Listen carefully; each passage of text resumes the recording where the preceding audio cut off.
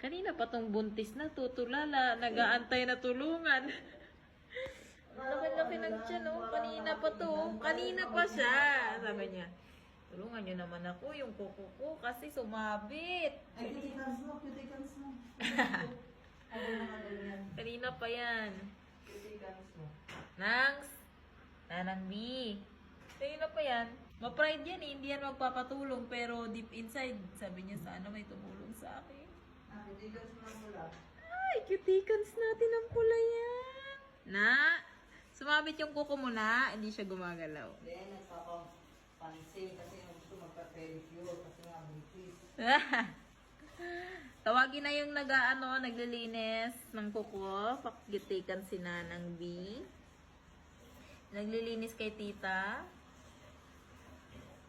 Anong gusto Sabi mo niya, na? palinis din po kami ni Mami. Ito po yung kuko ko. Sumabit po dun sa Sumabit nga yung kuko niya. Kanina pa yan eh. Nangangalay na yan. Yung kawaway mo ka. Tahimik lang siya. O, pustahan tayo pag tinulungan ko siya. Alis yan, o. Di ba, tutiks ka muna nga. Ay, isang kamay lang. Kawawa naman si Nanang B. Sumabit yung kuko sa pool. Kasi nagpo-pole dancing ang buntis eh. Ang laki kasi ng tiyan eh. Kaya naman na dyan. Tahimik lang siya. Ma-pride talaga to. Hindi nagngingiyaw eh. Kawawa naman. Nasabit yung kuko. O, pag inano ko to, tingnan mo.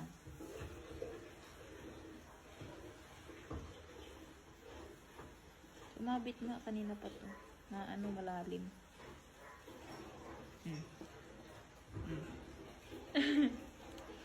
Lalala ulit.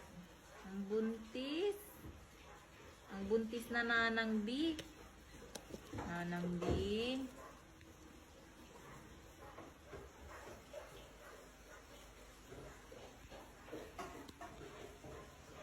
Nanang B. Nanang B. Nabit ko mo.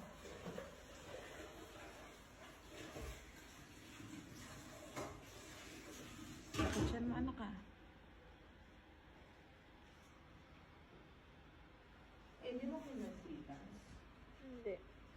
Iyak ang mami.